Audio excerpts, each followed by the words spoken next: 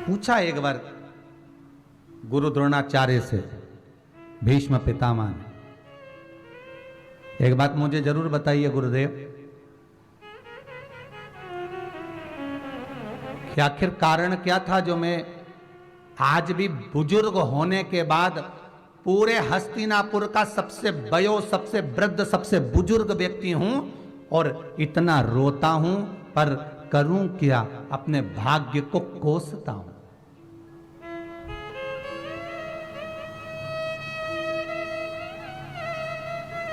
पितामह, आप ही ने तो भगवान शिव की आराधना करी थी और भगवान शंकर से वर प्राप्त करा, देवताओं से वर प्राप्त करा कि मैं इच्छिक मृत्यु का वर मांगता हूं, कि मैं जब मरूं तो अपनी मर्जी से मरूं। मेरे को लगे कि अब मुझे मरना है तो मेरे सामने मृत्यु आए, मेरे सामने मेरे प्राण छूटते समय तब यमराज मुझे लेने के लिए आए। ये तुमने मांगा है, आखिर क्यों? क्या जन्म था भीष्म पितामह का? पूर्व में थे क्या?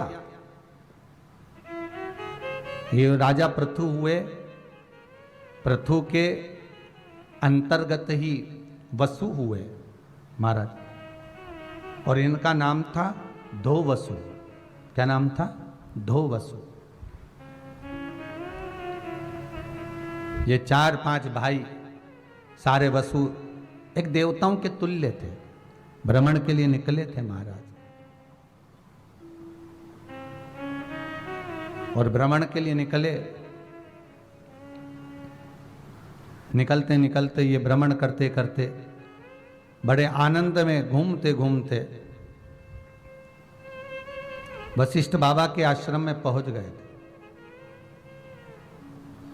इन धो वसु की धर्म पत्नी ने वशिष्ठ बाबा के यहां पर जो मंथन में 5 गाय निकली थी उसमें से एक गाय नंदनी का दर्शन कर लिया और कहा कि ये गाय मुझे मिलना चाहिए। धर्मपत्नी ने कहा,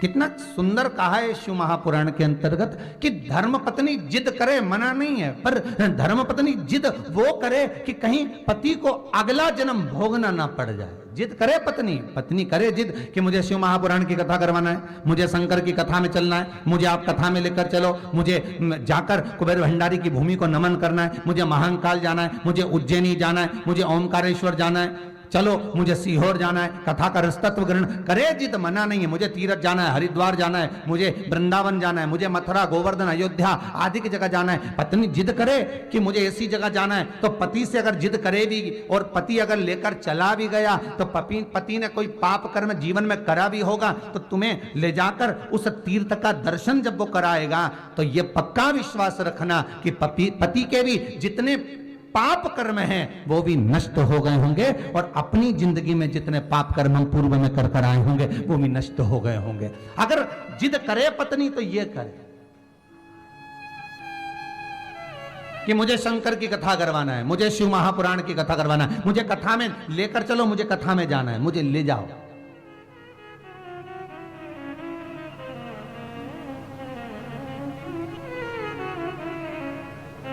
तो समझ लो, पत्नी जिद करे, कुछ भी हो 3 तोला का हार चाहिए।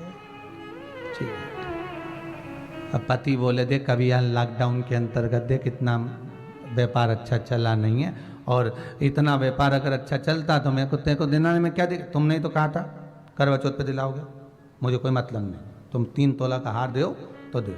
देख फिर कर्जा होगा, ये होगा, और कर्जा में डूब गया बेचारा, पैसा भी लाया, सोना इतना महंगा लाया, हार दिलाया, कर्जे पे कर्जा चढ़ते गया, यहाँ से लाया वहाँ से लाया वहाँ, कमाने के लिए अब पैसा तो चुकाना है तो कमाना भी पड़ेगा, और कमाना पड़ेगा तो पैसे कमाने के लिए 1 रुपये की चीज़ 10-10 रुपये तक महंगी भी बेचना पड़ेगी। मतलब भले अभी तक बेचता था, थोड़ा बहुत ऊपर बेचता था, पर अब और ज़्यादा बेचने लगा तो दुकान भी ठप हो गई कि इतना महंगा सामान दे, इसकी दुकान पर तो अंदर जाना ही मत ही, तो वो भी चली गई। तो कितना करा उसने।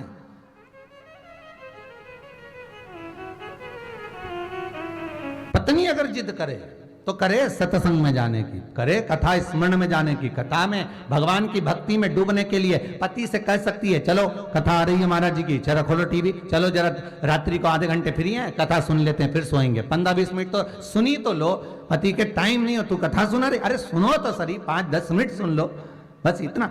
एक बार पत्नी कथा की ललक बस पति को लगा दे, फिर पत्नी बस इसके बाद में तो पति अपने आप सुन लेगा। क्यों पारा सर जी सही है? तुम्हारी कथा चल रही है ऐसा लग रहा है।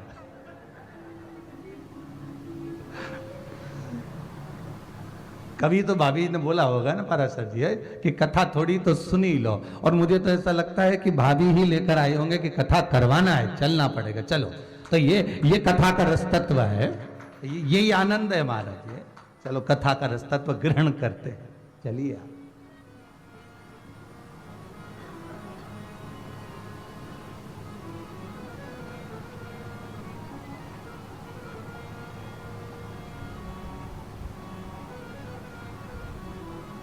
वो कहे ना बलम मोहे ले चल रे तू विश्वनाथ सरकार, बलम मोहे ले चल रे, जहाँ बहत है गंगा मैया, जहाँ बहत है गंगा मैया, बलम मोहे ले चल रे तू विश्वनाथ सरकार, बलम मोहे ले। अब भाव हो, पर धो वसु की धर्म पत्नी कर रही है कि वशिष्ठ ऋषि की यहाँ जो गाय है वो हमारे पास होना चाहिए, जाओ जरा गाय लेकर। देखिए भीमा शंकर कथा की ये शिव महापुराण का आनंद ये दो वसु से ही प्रारंभ कर रहा है।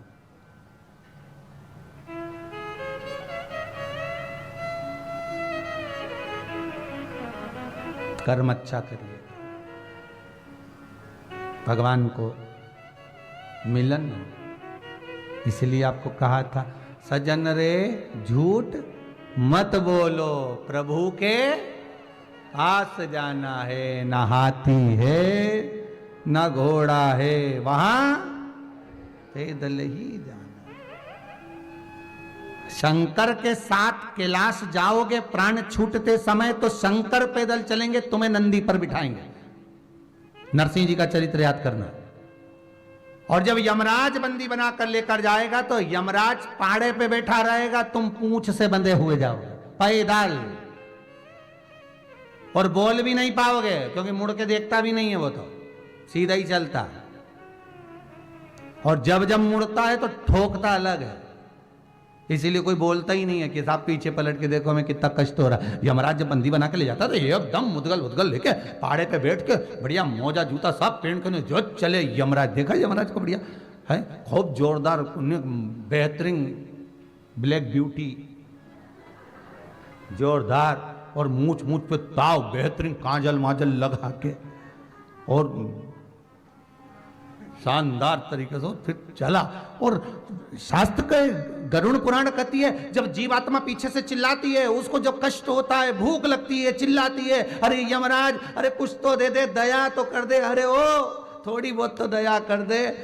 जैसे तुम लोग हम मंदिर के दरवाजे पर कहीं कहीं भीड़ रहती है ना, तो तुम पुलिस वालों से नहीं कहती, जो लगे रहते कार्यकर्ता, तेरे पांव पड़ू थोड़ा सा दर्शन करा दे, तेरे हाथ जोड़ो, अरे नरक जाएगा दर्शन कराने में, तेरे काज जा रही है। तो तुम सोचो कि बेचारे को बद्दुआ लग रही होगी, तो ऐसे ना जाने कितने आते।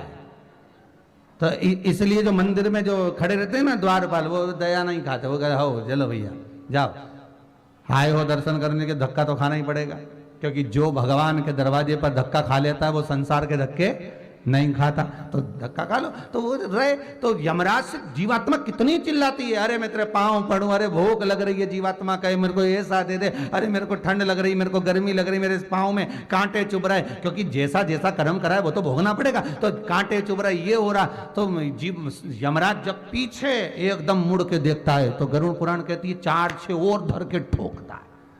तो तुम्हें हम तो समझा रहे हैं, अगर ऊपर जाओ और ऐसी कोई बात हो तो बोलना ही मत।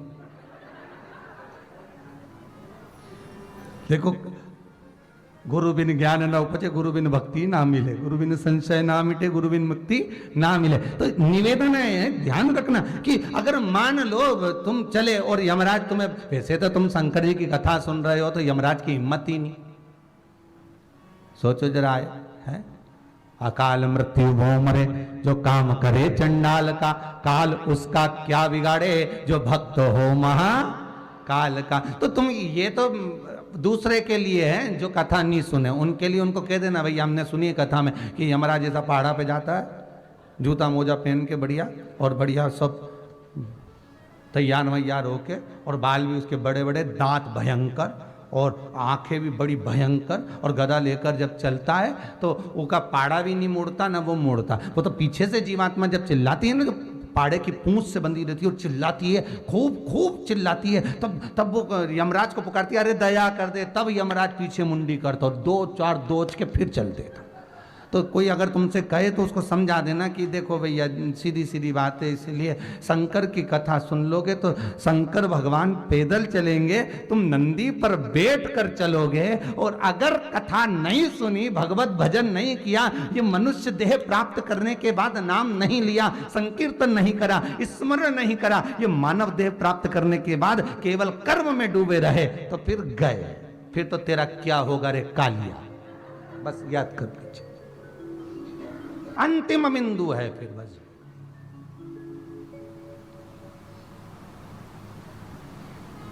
अंतिम बिंदु।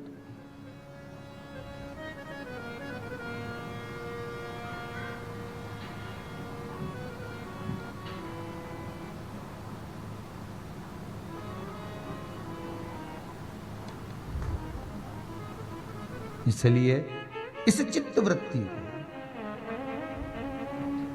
इस मन को भगवान की भक्ति में डुबा कर चलना। 2 वसु से धर्म पत्नी कह रही है मुझे ये वशिष्ठ बाबा के पास में जो गाय है वो गाय ला कर दे दिए,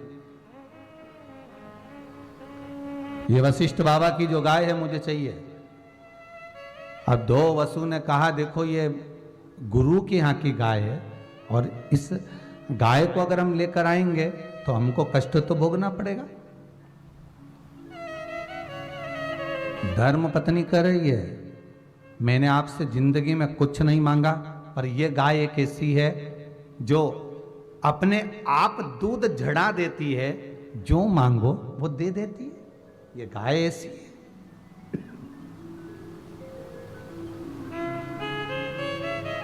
बेकार कर्म करने पर पाप बढ़ता चले जाता है, पुण्य समाप्त होते चले जाता है।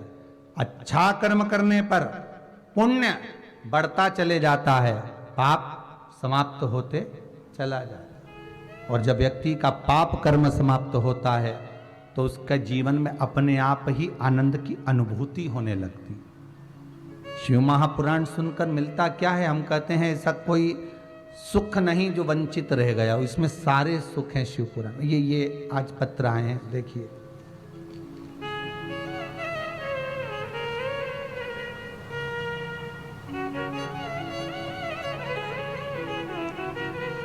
कोई सोनू जी हाड़ा है, गुरुजी मेरे पति की तबीयत खराब होने की वजह से उनकी गोली दवाई चल रही थी, पर आपके अधिक मास में बताए गए उपाय से उसकी दवाई छूट गई है। बिना दवाई जो रह नहीं पा रहे थे, आज वो बिना दवाई के सौभाग्यवती माताएं होती हैं। ये संक्रांति पर भी 13 चीजें दान करती हैं, 14 चीजें दान करती हैं। बीच में कोई 16 सोमवार का उद्यापन करेंगी तो भी सुहाग की सामग्री देंगी, उद्यापन करेंगी तो भी सुहाग की सामग्री देंगी, कोई कार्य करेंगी तो भी सौभाग्य की सामग्री देंगी। सौभाग्य की सामग्री का दान क्यों किया जाता है? सौभाग्य सूचक वस्तुओं का दान क्यों किया जाता है? सौभाग्य की वस्तुएं क्यों प्रदान करी जाती है, क्यों दी जाती है? उसका कारण क्या है?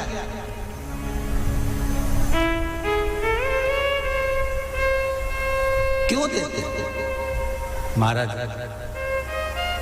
भारत की भूमि की सौभाग्यवती माताओं का एक मन की अभिलाषा रहती है, भारत की भूमि की माताओं की एक अभिलाषा रहती है कि जब उसके प्राण छूटे तो अखंड सौभाग्य धारण करके पति के कंधे पर और पुत्र के कंधे पर शमशान पर।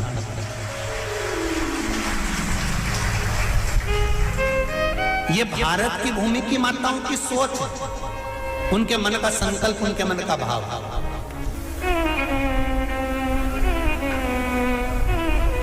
क्यों देते हैं चूड़ी का दान, क्यों देते हैं बिंदी का दान, क्यों देते हैं अखंड सौभाग्य का दान? किस महाराज?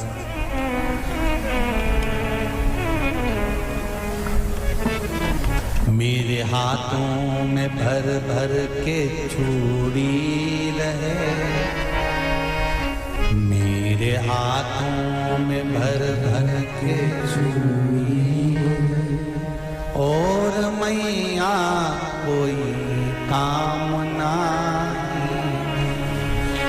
मेरे मस्तक पे चमकती चूनर रहे, मेरे मस्तक पे चमकती चूनर रहे, और मैया कोई कामना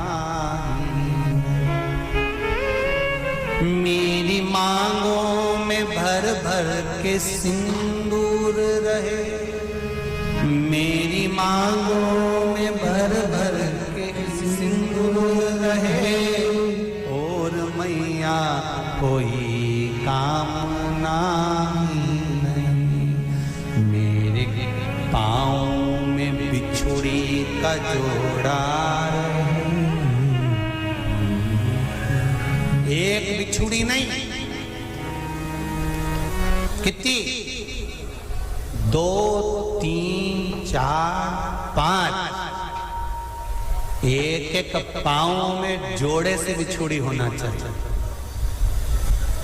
केवल एक नहीं, सिंगल नहीं। वो तो आजकल का फैशन हो गया महाराज, जो केवल एक बिछुड़ी धारण कर लो उसी में फैशन दिखे। श्रावण की शिव महापुराण की कथा कहती है, जब बेटी को विदा करा जाता है और पहली बार बेटी के पांव में जब बिछुड़ी डाली जाती है तो वो बिछुड़ी भी अलग अलग नहीं होती, उस बिछुड़ी के जोड़ को चेन से एक दूसरे से बंधा हुआ होता। बोला सही है कि गलत? जितने आस्था चैनल पर कथा सुन रहे हैं, जितने फेसबुक पर सुन रहे हैं, यूट्यूब पर सुन रहे हैं, सुन लेना कि मेरे भारत की माताओं का जब पाणी ग्रहण संस्कार किसी बेटी का होता है, उसके पांव में जब पहली बार बिछुड़ा पिनाया जाता है, बिछुड़ी पिनाई जाती है, तो वो बिछुड़ी भी एक दूसरे से बंधी हुई होती है, चेन से बंधी हुई होती है। उसको अलग अलग वाली बिछुड़ी शादी के मंडप में नहीं पिनाई जाती। क्यों? जैसे ये बिछुड़ी एक दूसरे से पांव में बंधी हुई है, तुम्हारी जिंदगी अंतिम श्वास तक ऐसी ही बंधी की बंधी है, यही बनना चाहिए।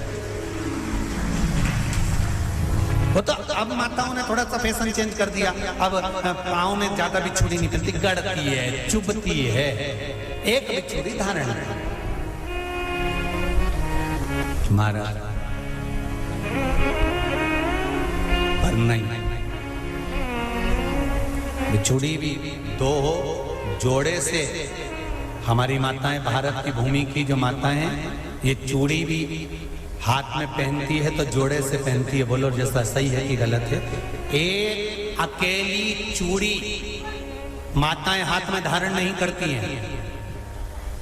अगर भारत की भूमि की संस्कारित माताएं हैं और भारत की भूमि की सभ्यता